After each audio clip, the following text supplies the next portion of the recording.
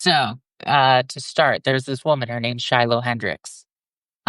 She was in, where was it? I believe, was it Minnesota? Yeah, it was in Minnesota, in Rochester, Minnesota. So she was at a park and she thought a boy was digging through her purse or something along those lines. And she called him the N word and was unapologetic about it. She's like, yeah, this is me. And so the video goes online and some people are outraged over it because obviously, that's pretty outrageous. And afterwards, she sets up this GoFundMe, or not a GoFundMe, a Give Send Go, which Hmm. is like right wing GoFundMe. Um, and so Parker's not making that up. Literally, no, that right wing GoFundMe. That's what it yeah, is. it's for stuff that would probably get taken down off of GoFundMe to instead be used there. But so anyway, she raises like $100,000. And her initial, like, I need $20,000 to relocate. That was her whole thing. She needed to relocate because she said people were leaking her home address online. Were they? I don't know. There's no evidence of this, but assuming that that's true, and she needed $20,000 to relocate for a period of time.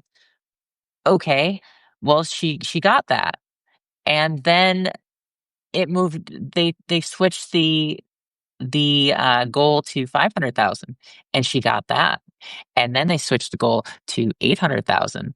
And I'm gonna look it up right now just to see what it finally ended up at. I think, So last time I checked, it was like 750. yeah, that's about it. I Looking through my piece, I was smart and I did not directly link her Give Send Oh, Go good. because I don't want to drive traffic to it. But anyway, I talk about it in this piece, and she had raised at that point over $700,000. And really, she doesn't need it for anything. That's the thing that really gets me with this one. He doesn't need the money. This is just giving her money for the sake of making letting her know that you're on her side. That's right. It's it's a patron system for racism, basically. It's I'm giving you money because I like your work, and in this case, her work is just calling a 5-year-old black child the N word. Uh, it's vice signaling, is what it is. It's the opposite of virtue signaling. Instead of trying to show the world that you believe something good, it's to show them that you are anti-woke, that you are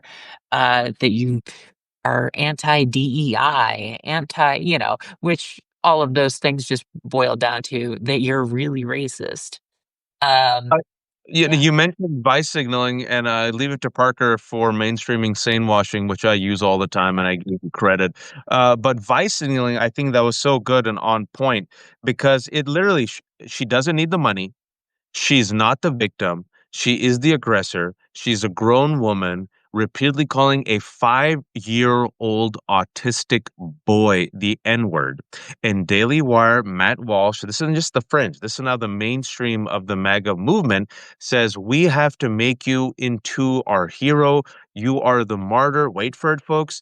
You, the woman, not the boy, is the victim, right? Like, unpack this because I think it goes into the psychology of MAGA that corporate media refuses to acknowledge, right? Because if they acknowledge it, they have to actually mention the R word, racism. mhm. They have to mention the W word, white supremacy. Talk to us about how this virtue signaling vice signaling rather is tied so directly to the white supremacist grievance complex. Sure. Oh, absolutely. Yeah, I mean, I think at the core of a lot of conservative belief is this sort of just it's a victim complex, and and people on the right will use this sense of victimhood to justify their actions. Well, we didn't want to have to do this, but because you criticize me for trying to overturn the election, for instance, we need to implement a really harsh policy. Like that'll be sort of their approach here. And so this is just kind of a continuation of that. It combines reality TV, because we're talking about a video that someone just saw. It's it's so wild. And yeah, the way that people framed it on the right, talking about how it was evidence. Tim Pool, a right wing YouTuber, he said that the fundraiser success was evidence that white guilt is over. And and then others said they supported the woman on principle, and that's why they donated to her campaign. It has nothing to do with her being right, or her uh anything like that. It's just the fact that they need to be victims, that they need to constantly raise their profile. It's the same thing we saw with Kyle Rittenhouse, the Yep. same thing we saw with George Zimmerman. Remember him? It's that same thing, where it's like you did something bad, but because you got criticized for it, people on the right are gonna jump on board and say, "I've got your back." And You I know? just feel like the reason why this one is so egregious is the hoods are finally off, right? I've been saying that for a while, right? But this is one where you literally have this grown woman, Shiloh Hendricks, uh, being proud of calling a black boy the N word, and she's seen as the victim and the hero of MAGA. And now she has pocketed, as of the last time we checked, $750,000. People who haven't been following this story, right? Why? Because she called black boy the N word, and because she was shamed, right? And this is what the right wing has done now. They're like, oh, you know what? For the last few years, people have taken a video camera and outed all these people, all these racist Karens, and we're sick and tired of it. We cannot stand accountability for our racist actions. So you know what? I mean, kudos to the right wing for doing this. I mean, it's shameless, it's racist, it's disgusting, but they're like, you know what? Why should we apologize? Why should we be ashamed? Why should we give up our racism? Instead, let's do a jujitsu, and instead, let's do, like you said, the vice signaling, and not apologize. Double down. Let's take a cue from Donald Trump, who learned from Roy Cohn, right? Never ever apologize, right? Always fight, fight, fight, deny, deny, deny. And they have done this for a white woman. So for the rest of us, myself, Parker, who've been saying for years, this is their end goal. This is who they are. They are white supremacists. They are racist. We were told, no, no, no, economic anxiety. No, no, no, Chet from the Rust Belt. He really loves Donald Trump's economic plan. How do you spin this if you're corporate media? I think one way you spin it is by not covering it. Sandwash it. How do you sandwash it? I'm going to give Yeah. you your trademark. Yeah. Yeah. I think if you're gonna sandwash it, it's you frame this as just as a controversy, as just, well, there's this, you don't devote time to talking about how what she did was flat out racist, that she doesn't deny that all of that's built in there. You just talk about how there's this culture war issue going on, where the right is supporting this woman and the left is not, and that's the framing that it goes through, rather than here's this woman who did something that is objectively racist, and the right is jumping on board to promote her. I think that if this was someone who was on the left, like, let's say this woman was on the left and she uh did the same thing, because there are racist people on all sides of the political spectrum. Um, if a bunch of people on the left started funding her work, and started supporting her, I think you would have reporters calling up members of Congress asking them to denounce this. I think, Absolutely. but because it happens on the right, I think there's just this built-in belief, which is probably accurate, that, well, they don't care. The Republican politicians don't care. They're not going to denounce anything. They're going to frame this in terms of free speech and cancel culture and all of that. The, you know, And the one thing that bothers me more than anything else about, um, the way that free speech and cancel culture are used as defenses in these sorts of things is it takes all of the focus off of the action itself, and then you start talking about just basic, like, principles. Like, people should be able to say what they want without having their life ruined, and, hey, they have this right to say this in public if they want, but that's not what this is about. It's not about an abstract principle. It's about a very serious situation that happened in the real world, you know? Yeah, and also what happens is the double standard, the egregious double standards for the rest of us versus MAGA. MAGA gets to be racist, corrupt, cruel, vicious, and that's just how they are, right? The Overton window shifts more and more to the right, where now a grown woman can literally call a black boy the N-word, and that's okay. That's not even in the news. But speaking about it, I don't know if you've seen this. I just thought this was remarkable. Miss Rachel, yes, Miss Rachel who teaches kids. Miss Rachel, if you don't follow, super popular, the sweetest lady, reads books for kids online. Miss Rachel went on my friend Mehdi Hassan's show on Zateo, and all she did is talk about children in Gaza. And Mehdi said, well, why do you care? Because he says they're children. And this was NBC News today. Miss Rachel doubles down support for children in Gaza. I'm not making that up. The interview comes on the heels of intensified scrutiny of Miss Rachel, who has been accused of anti Semitism by some online critics who take issue with her posts about Palestinian children. That is verbatim. I'm reading this from NBCnews.com as of today, folks. Can't make this shit up. Parker. The framing is wild to me. I saw that post right before coming on here, and it was, I wrote, if you think Miss Rachel is anti-Semitic because she advocates for children in Gaza, you're deranged. At this point, when you're using it to describe people simply being like, "Don't murder children," the word anti-Semitism seems to have lost all meaning, and we're seeing this happen in the government. How the Trump administration keeps citing that it's fighting anti-Semitism. It's fighting anti-Semitism. That's why we have to disappear uh, op-ed writers off the streets, and it's just ridiculous because you have the right is full of actual people who believe in Nazi ideology. Literally. Yeah, you have Elon Musk supporting the AfD in Germany. It's just absurd. You have JD Vance going over there and throwing his support behind AfD, which is Marco Rubio also. yeah, this it's so absurd, and they get away with it.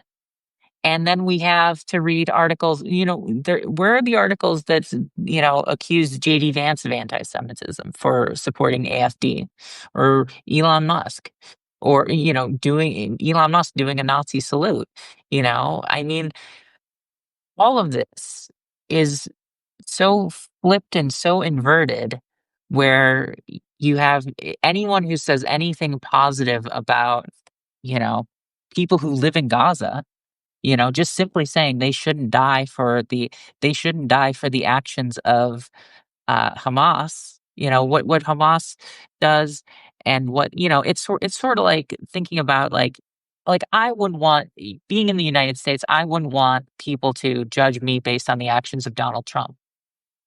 You know, I think that probably carries over as true for a lot of people who live in Gaza.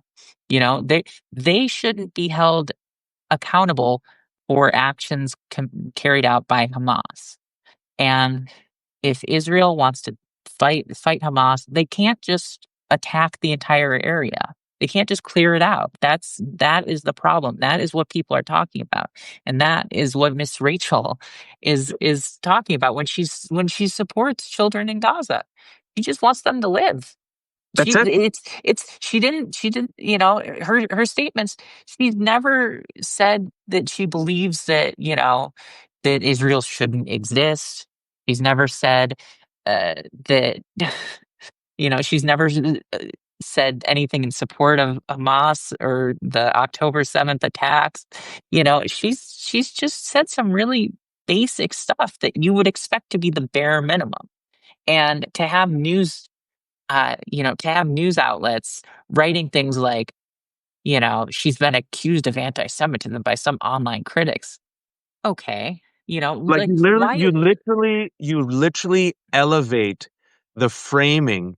Not only do you elevate it, you elevate right-wing bad faith trolls, and you actually use their framing in your headline to attack Miss Rachel. That's what's happening, folks, which is why it's important. Exactly. And that was a real miss by NBC News on that one. You can't just put that in the headline. You can't put, hey, well, people said maybe she's anti-Semitic. It's like it's that old what's that thing where, asking someone like, when did you stop beating your wife? It's that same sort of framing where the question itself, the implication itself is something horrible, something bad. And, if you could be like, well, I never did. What is with this question? Same goes with, accusing Miss Rachel, or really, just a lot of people who, their position when it comes to the war happening in Gaza is that civilians should not be killed, which is you would think that that's kind of the general that should be the general belief, but Oh, uh, kids, especially yeah, kids. Maybe yeah, kids shouldn't be specifically killed, kids. right? Yeah, But because but and then go ahead. then you have people arguing, well, the kids are human shields. It's like, okay, even if they are, they're still kids. They're it's still not their fault. You can't just go, well, their parents are bad. No. Also, if you do that, how do if you were a child growing up in Gaza, and you had your entire family was killed, are you going to grow up and feel warmly about the people who killed your family? No. This only makes the problem worse moving forward. And I think that that's something that just it frustrates me about the whole situation. The reason I brought that up is because as we're talking, it just reveals the obscene double standards. Here we have NBC News willingly taking bad faith right wing talking points, accusing Miss Rachel of being an anti Semite, putting that in their headline and in their frame, right? Just because she cares about Palestinian children. And yet, we will not have any framing saying some people like Wajat Ali and Parker Malloy accuse Daily Wire of being white supremacist and racist for funding a woman who called a boy the N-word. I have not seen that framing No. so far, right? That's a double standard, number one. The second double standard, here is Donald Trump literally meeting with Nick Fuentes, a white supremacist. Here's Donald Trump dining with Kanye, who just released a video called Hail Hitler. No framing whatsoever. Some people online accuse JD Vance, Marco Rubio, and the Trump administration of being actual anti Semites. I have not seen that framing. Yeah. And the double standard, again, bending over backwards, using right wing framing, pushing the Overton window to the right, literally being willing Trojan horses for bad faith right wing attacks. And speaking about the Trojan horse, I know you follow this. I have to. Christopher Rufo, folks, Mhm. the right wing provocateur filmmaker who literally deliberately weaponized CRT and DI into being the Trojan horse for a catch all for safe racism, openly told the world on Twitter and on interviews that we use mainstream media to Trojan horse these talking points to the mainstream. And then New York Times gave him an op-ed. Yeah. I mean, that's the thing. He is like a cartoon villain, telling you specifically what his plan is, and then he goes and does it, and it works. And honestly, at this point, why should he even stop doing this? Why should he stop saying what his plan is? Because it's not like the New York Times is going to go, oh wow, we've been used by this guy. No, they're just going to keep publishing whatever he tells them. Oh, another plagiarism scandal at Harvard. Remember that? Yep. Like there was that. The whole thing. It's just all these disingenuous arguments, and it's absurd. And it just shows how unbalanced media is these days and how afraid of the right mainstream media organizations are. And also the grift and the double standards and us bending the knee. And it's so, I mean, there's so many examples. We just talked about two. Here's one. Yesterday, the Trump administration and the United States welcomed 59 white Afrikaner farmers, refugees. Donald Trump used the G word, genocide, not for what's happening in Gaza, but he parroted and promoted, along with Elon Musk, a white supremacist conspiracy theory, a lie that South Africa was apparently taking the lands of white farmers, all bullshit, and was, making these white farmers victims, all bullshit. And so they welcomed them. He said there's genocide. He said, welcome to America, you're refugees. As he's doing that, folks, he has blocked the resettlement of Afghans who literally risked their lives to help U.S. soldiers and now are at risk of being killed by the Taliban. As he's doing that, 500,000 immigrants, specifically from Cuba and other countries, he wants to revoke their temporary protected status. Once, he came yesterday and there was a Trump official whose name I'm forgetting. A reporter asked him, well, how can you welcome these refugees but then block Afghans? And he openly said, because they are willing to assimilate. Please tell me, Parker, what you and I have in common with South African white Afrikaner farmers. How will they, quote unquote, assimilate by virtue of that's all we know of them, but somehow they will assimilate better than Afghans who literally helped U.S. soldiers survive and not die in Yeah. Afghanistan? Well, I think it comes down to the fact that these are white South Africans. The key word there is white. It's absurd. It's almost the fact that they're doing this at the same time as revoking the temporary protected status of Afghans is it feels like it's a way of rubbing it in of really just saying we're doing this thing and you can't do anything about it and we're going to do it anyway. And I think that that's it's disgusting. I mean, is what it is. And it's a message. It's a message that they're in power, that they can do what they want, and that no one's going to stop them. And the weird thing about this, not surprising, but still weird, is that news organizations seem to just be reporting this out just as, hey, Trump, Hey, okay, yeah, they're refugees. Even referring to them as refugees is a political statement, because they're not refugees. They're not fleeing anything. They're just coming over here because the government offered them a bunch of assistance. Hey, you want to go move to the US? Cool. They'll go do that.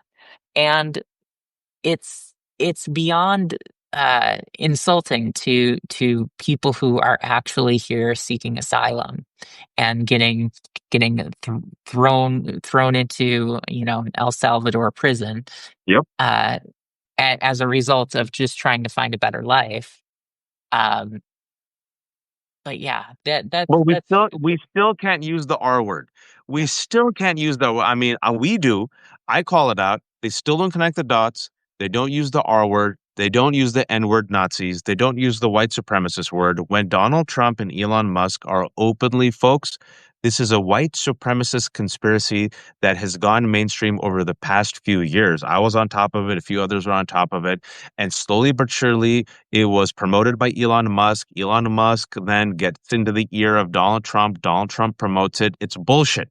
The South African president and government said, folks, you are distorting our policy. Our policy is that in case of emergency, our government reserves the right to claim some land. We're not going after white people's land. We're not going after white farmers' land. It's all nonsense. Doesn't matter. No one does follow up. And now we're welcoming these white refugees as we're literally kidnapping brown immigrants without due process and sending them to die friggin' in a gulag, right? yeah. That should be the big news. And what really bothers me with the Democrats here, and I try to be fair, folks, for those who watch the Left Hook, I get I don't say it's both sides because it's not both sides. But when people do good, I say they do good. Democrats, I mentioned this with Rick an hour ago. I said this also with Francesca and Danielle, and my other co-host for the podcast, that remember the first 30 days of this 110-day hellscape that we're in? Democrats were the ones who went along with Republicans. The Lake and Riley Act passed thanks to Mhm. Democrats. The Lake and Riley Act, that this draconian bill that allows the Trump administration to pick up undocumented immigrants who are simply charged, not convicted, charged with nonviolent crimes. Folks, it could not have passed without significant support. I think it was 48 votes in the House and then a dozen plus in the Senate, right? And the reason when they went along with it, Parker, well, we don't want to piss off Chet. We don't want to piss off the moderates. This is Donald Trump's strong point. So we won't lead based off of, oh, I don't know, ethics and values, and we won't message. We'll just parrot it and bend the knee. And then finally, Chris Van Hollen and a few others said, nah, let's buck the trend. Let's keep the focus on Abrego Garcia, who was kidnapped from Maryland and sent. Let me go get proof of life. It was forced in the news for 2 weeks.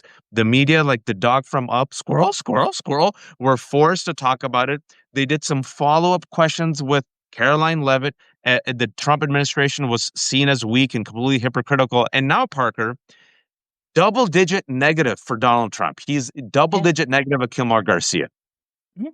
Yeah, and one of the things that I years ago, I guess this was in 2020 because it was right after Ruth Bader Ginsburg died. I was talking with a few people who work at some of the larger mainstream news organizations, and I was like, is the media really going to let Trump just replace her and not make this a whole ordeal about all the things that they've said that kind of work in the opposite direction here, where they've said, oh, you can't appoint a Supreme Court justice this close to an election, but this is significantly closer. And the response I got from these various people in media, which I thought was interesting and I think applies here, is that they're like, we can't make some we don't make things an issue. Mm. Democrats can make things. If Democrats talk about something, then it opens the door to the press covering things in a way that they want. But Democrats have to do the talking. They have to stand up against policies that they don't like if they want the press to cover them. And I think that there's too much of this reliance on, too much of this belief that, well, that Democrats can sit there and go, no, we're focused on the economy. We're going to talk about egg prices nonstop, and that'll be the winning argument. But really, no. I think that the Abrego Garcia situation is a perfect example of what can happen when Democrats go on offense. You know. Yeah, and literally, Senator Van Hollen, I give respect to him. He was the only person who went. He said, I won't leave El Salvador until I get proof of life. That was dangerous. He got proof of life. And then courage, much like hope, is contagious. Then you had other senators and Democrats who went, folks, the week later, they went and visited Mahmoud Khalil and Rumeza Ozturk. Those two pro-Palestinian activists and students who are held in Louisiana detention center without any crimes. And folks, who came out 2 days ago? Rumeza Ozturk, because it was in the news. Why was this 30-year-old woman, a Tufts grad student, literally kidnapped in broad daylight by masked ICE agents simply for writing an op-ed? You know, more and more it was in the news, the more and more, Parker, even Republicans, even MAGA voters were like, this is too much. And finally, a judge yesterday, it was 2 days ago, the judge was like, this is unacceptable. It released Rumeza on bail, and Rumeza gave one of the most gracious. You should all see her video. It's like, if I was, God forbid, if I was 2 months detained in Louisiana detention center, I literally just smoke cigarette, throw it on gasoline. She was so gracious, kind, decent, thanked everyone, right? So that's what happens when you focus it on the news, when you lead by conviction, when you don't just follow the squirrel, squirrel, when you don't bend the knee to Donald Trump at bad faith talking points. And comes to today's example. And you wrote this piece yesterday, and I appreciate it. I appreciate you, Rick, me, others who are keeping this in the news. The grift, the open, shameless bribery of Donald Trump. The fact that he's auctioning himself in the United States of America, literally like a two-bit hooker. No offense to two-bit hookers. Old school 80s, 90s slur that we used to use. Shout out to the old heads like me who used to use that old one. But he's literally saying like, I am a sex worker. I am willing to sell myself out. And this is the price. You give me a jumbo jet and I'll give you whatever you want. You give me millions of dollars for my Bitcoin. I'll give you access to the White House. I'm going to go meet Saudi Arabia. Tell me what you want. It's all for sale. You wrote a piece about this. Mhm. Some people said it's a distraction. I don't think it's a distraction. No, I think you should talk about this nonstop if you're the corporate media and Democrats. And I just released a piece just 30 minutes ago wondering what would happen if Obama was to literally accept yes. bribe from Qatar. Sorry, I ranted. I give it to you, Parker. Sure. Yeah, I mean, what you just said, what if Obama did this? I mean, that just think about the controversies that surrounded, Hunter Biden, that surrounded the Clinton Foundation. All of these, the corruption that Republicans were seeking out, were trying to put a spotlight on, and that the press largely went along with, saying, well, Republicans with their when Biden was still in office had their weaponization of government uh, committee or whatever it was in the House. It's such a joke, and yet here's Trump doing something that's obviously corrupt, and his defense of it is absurd. He wrote on Truth Social, he wrote, "So the fact that the Department is getting a gift free of charge of a 747 aircraft to replace the 40-year-old Air Force One temporarily in a very public and transparent transaction so bothers the crooked Democrats that they insist we pay top dollar for the plane. Anyone can do that. The Dems are world-class losers, MAGA."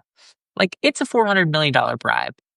That's right. That's all it is. And the the it's a bribe to Donald Trump because he's gonna use this plane as Air Force One, which it's a $400 million plane. I read something about how it's gonna cost taxpayers more than $1 billion to get this Wow. thing, all up to code and stuff like that. Um, and then afterwards, he gets to keep it. He's gonna leave office, and he's just gonna keep using it. It's his Trump plane. Trump Presidential Library, folks. It will be donated to the Trump Presidential Library Yeah. because he's a reader, that Donald. Yeah, that Donald, very much a reader. That it's the library is clear. So, it's a slush fund. It's a sludge fund, and I said, I called him a sex worker. I want to apologize to sex workers because they actually have ethics and values and morals and some guidelines. This man has none. This man is literally telling the world, and actually not just telling the world. What it signals to the world is, oh, we can literally send him a Trojan horse. Because think about that, folks. That plane, we don't know if it's bugged. We don't know if it's secure. We don't know if it's in any way, shape, or form compromised. And Donald Trump says, I don't care. Who cares? Right? We have no idea. If I'm Qatar, if I'm any country, literally, you can send him a Trojan horse, just make it gold, and he'll accept it. And then we And it's can, yours. yeah, it's yours. We can put malware in it. We can compromise it. We can bug it. We can get any access we want. We already know Pete Hegseth and everyone else uses Signal, an unsecure app. We know they're openly share military plans on Signal. We know he sends it to his wife. That's what Pete Hegseth did, folks. Nobody cares about it. It's not even in the Yeah. news anymore. And this is happening on top of Signalgate. And literally, as he's in Saudi Arabia right now, Parker, and visiting UAE and Qatar, with business folks realizing America is for sale. Yeah. And it's something that if this were Biden, if this were Obama, if this were Clinton, the press would have, its hair on fire, running around and screaming and putting this on the front page every single day. And while there was a fair amount of coverage of this, it the headline didn't quite have the oomph that you would that you would think. My headline was Qatar's $400 million gift to Trump is corruption on an unprecedented scale. Period. And Done. yeah, that, Simple. and where I saw the New York Times had something that says it like tests the bounds of Oh, propriety, and it's just like, what are you doing? Why are you dancing around this? And that's I think there's so much fear of coming off as being biased against Republicans, that they're afraid of coming off as being liberal, that you have these sorts of, okay, let's couch this in kind of the most positive framing we can, because it's something that the most positive framing is still pretty damning, but it's clear that there's an effort being made to make this seem like not as big of a deal as it clearly is. And I think that this is something that anyone who talks about this and just goes, oh, this is clearly this is clearly a distraction, we need to not pay attention to it. No, I mean, it's as important as anything else. I mean, it's clear corruption. Trump just set up a deal to have a golf course built in Qatar. yep. It's uh It's like, part, if my thing is it's part of a bigger narrative, but it's your job, as talking to Rick, to put it, not your job, Parker, but I'm saying the job of Democrats and corporate media and institutions to tell Americans why it's a big deal, right? It's part of a greater narrative because as literally has accepted a jumbo jet in the sky, which could be a total Trojan horse, completely compromise our national security, especially if he wants to use as Air Force One, where, by the way, folks, they talk about national security and military plans and expose, all of our confidential information. We have no idea if this plane is safe, right? Literally, a foreign country is giving this plane, and he's going to use it as Air Force Ones, totally compromising our national security, our soldiers, our allies, right? In addition to that, folks, also what it coincided with this news is Qatar. Donald Trump dealt directly with Qatar allegedly, which means he dealt with Hamas, and he released the American hostage, quid pro quo. And we know his first trip is not to Israel, but it's also to to Saudi Arabia, UAE, and Qatar. He's meeting Saudi Arabia right now. It's all quid pro quo. And as this is happening, just a few days ago, we know that he's openly said, "Hey, folks, I'm auctioning access to myself.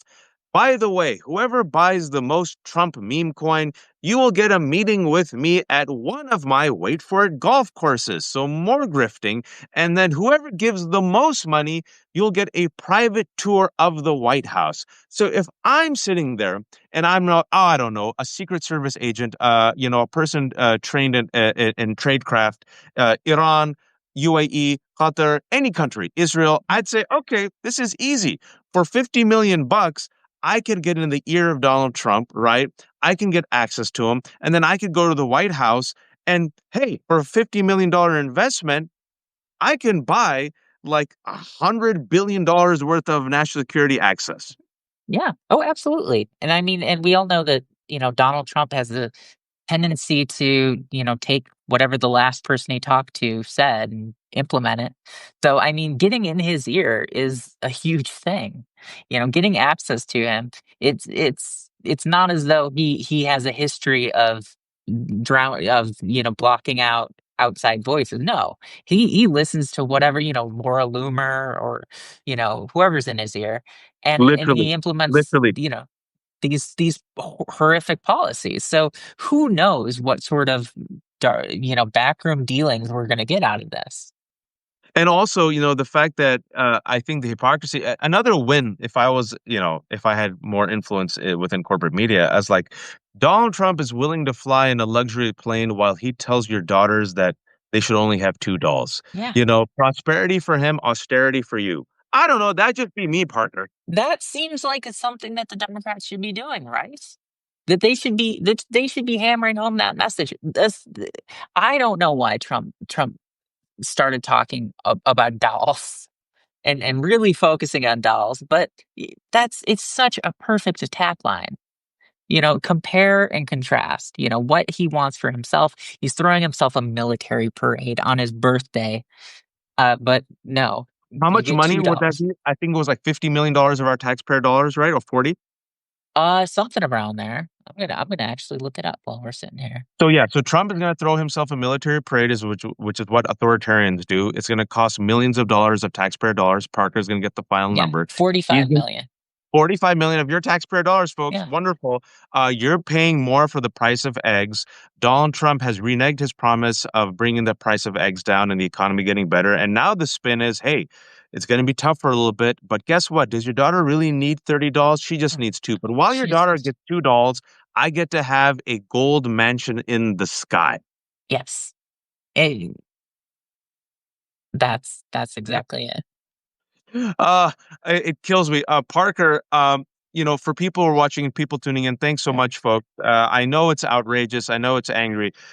We do what we can. I kept you a bit longer than I said I would, but what do you recommend people do, right? Because I believe people have to be informed. He's negative. Look, I think he's beatable. I think Mm, he's a weak bully.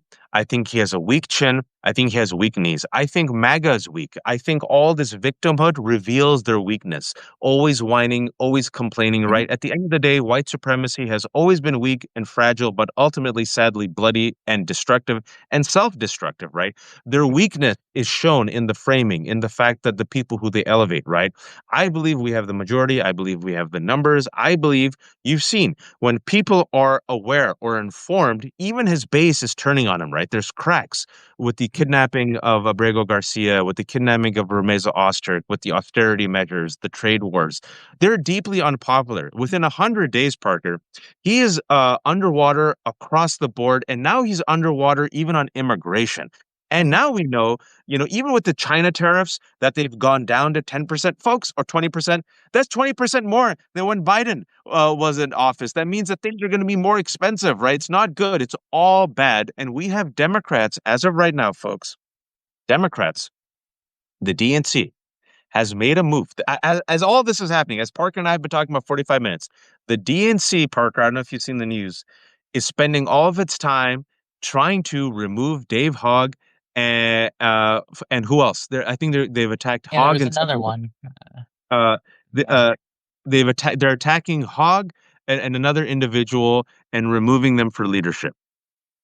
Yeah. Oh, yeah. DNC takes step to avoid election of David Hogg and Malcolm Kenyatta. That was Oh, the there other you one. go. Yeah, thanks. So Yeah, of Francis, course. Francis was on it.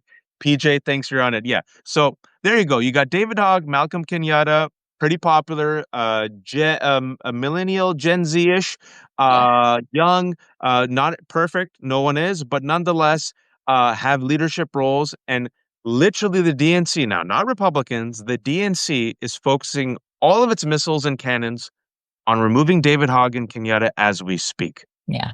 Which is ridiculous. And the thing that they wanna take Hogg out of this for is that he talked about, maybe primarying That's why. Democrats, It's not that he's because some of the stuff he says, it's his opinion, and he's very open about his opinion, and, like, he was on Bill Maher's show last Yeah. week, and some of the things he said on there seemed kind of I don't know, they're not things I would say, but I They don't didn't think that he bother me should. as much either, Parker. Like he Yeah. talked about young men, talking about young men. Yeah. Uh, and I know liberals don't like this, but he talked about, and he said it in a way that, listen, you have to win over young men and find out young men want to get laid. They do. That's the Yeah. sad part. And the Yeah. right wing won over young men. Now, he could have said it better. He could have articulated better. Some people didn't like it, but I didn't think it was as egregious or shameless or horrible as Elise Slotkin of Michigan using right wing framing to attack the woke, which is what Yes. he did. I think that's Yeah. worse. That's just me. It's really it's sad and scary when you see this back to back, where you see who's getting elevated and who's getting pushed out. And I think that, earlier you asked me, what should people do Yeah. in this situation? And I think one of the things they can do is be in contact with your representatives. I mean, I send emails to my senators and my representative, maybe once a week. And, just when they do something I agree with, it involves me saying, thanks for taking this position on whatever, just to let them know that there's support there. If they're doing something I don't like, I say you should, as your constituent, I urge you to do whatever. Just staying in touch with them and making sure that they hear what you think, because I think that there's this bubble that Absolutely. a lot of our politicians kind of exist in, where they don't realize how angry, how upset real people are with how this administration is handling things. And I think, when you have, Slotkin going out there and talking about, beating the woke and waving flags and stuff, it's like that's all great, cool. She seems out of touch in my view, but I don't know. I'm not some big name consultant, so what do I know? Well, yeah, but yeah, I think you're on the nose, and you've been correct. And real quick, before we let Parker leave, what Parker's talking about is Senator Elisa Slotkin of Michigan, who was, by the way, chosen by the Democrats to respond to Donald Trump's whatever that was, State of the Union. Folks, do you remember anything she said? I don't. Was it inspiring? Nope. Was it quotable? Nope. The only thing I remember is Elisa Slotkin trying to win over the same white folks who will never ever vote for Democrats for the past 10 years. She praised Reagan. And Yeah, then a that couple was it. weeks ago, I was gonna yeah, say she she praised Reagan. praised That's what I Reagan, remember. and that's the only thing I remember. And then also she came out yesterday. And her war plan, for those who haven't followed, I've talked about this a lot, is that Democrats have to stop being, quote, her words, weak and woke, meaning that she is using bad faith Republican right wing talking points to attack her own base. Because, that's how you'll win over Democrats. And now, after everything we've given Democrats, something how they can fight back, what they're doing is removing David Hogg and Malcolm Kenyatta, because that's how you win. Huh, but we have seen that when you put the pressure and when you show up, Democrats are learning, right? Like AOC and Bernie, they're doing their tours, people show up. The 50-51 protests, they're showing up, and Democrats are like, oh wow. When you go to the town halls and Democrats are seeing the anger, they're taken aback, right? What I'm witnessing, Parker, last thing I want to ask you this, kept you longer than before, but I always like listen to you and talk to you. This is for me a moment. I'm old enough. I remember 2012. And here in the DMV, I came from California. I moved here for my wife because I married up. Republicans were like, "We got this. Eric Cantor is the future of the Republican Party, right? And the Republicans will follow what we tell them to do. We're going to give them these leaders, and they're going to bow their head. And the Democrats are following that same pattern. We're going to give Yeah, them these leaders that don't represent the people, and they'll just follow." In 2012, with the rise of the Tea Party, you want to tell people what happened to Eric Cantor and others? yeah. Eric Cantor became suddenly unemployed. He lost his primary. That's right. And yeah, and he was booted out. He was on there was that book with him and Paul Ryan and Kevin McCarthy, the Young Guns. Uh All of them are gone. yeah, they're all gone. And they were the consultant class of the Republican Party. And that I feel like is what the Democratic Party is kind of trying to push right now, is their version of that. Their 2025 version of Eric Cantor, basically. And I don't think it's inspiring. I think people want to be inspired. I think people want to feel as though their representatives are fighting as hard as they can. Um, put holds on things in the Senate. Block bills when you can. Don't vote to confirm random Trump appointees. Zero votes. None of them Yeah, need votes. just yeah, just as a matter of principle, stake out a position that's saying I'm not going along with this. You know, I mean, for instance, every Democrat has to live with the fact that they voted for Marco Rubio. So Yep. every horrible thing he does as Secretary of State reflects on them. And I think that if they don't want to be considered complicit in what the administration is doing, they have to show that they can fight back against it to the best of their ability. They are in the minority. They don't have complete power to make all the changes and to block everything. But when it comes to legislation, they do. In the Senate, they can block things. In the House, they can make things close. But Why be complicit, right? And yeah, if you think Parker and I are wrong, um, as Donald Trump is underwater across the board, folks, it has not correlated to an increase in favorability of Democrats. Democrats Yeah. are not the beneficiaries of Donald Trump's unpopularity. Democrats have the lowest favorability rating that they've ever logged since they first started tracking, which was 1993, right? So here we are. Who will fight? Whoever fights will be rewarded. I'll give you an example. Senator Van Hollen, he fought, he was rewarded. I'll give you another example. Mayor Barack of Newark, Mhm. right? He went there. He had every right to go inspect the ICE detention center, and ICE, the brown shirts of the MAGA movement, literally arrested Mayor Baraka. Folks, Mayor Baraka entered into the national spotlight for resisting, right? So I would think if you look at the polls, if you look at who's exciting people, AOC, Jasmine Crockett, Senator Van Hollen, right? Mayor Baraka, and a few others, what do they all have in common? They are resisting publicly. They're vocally speaking out. They're connecting the dots. They're not being quiet. They're not bending the knee. Who are we? Parker and me are just simple writers. What do we know? Our track record and batting average has been way better than overpaid consultants in Washington, D.C. But alas, this is our curse in life.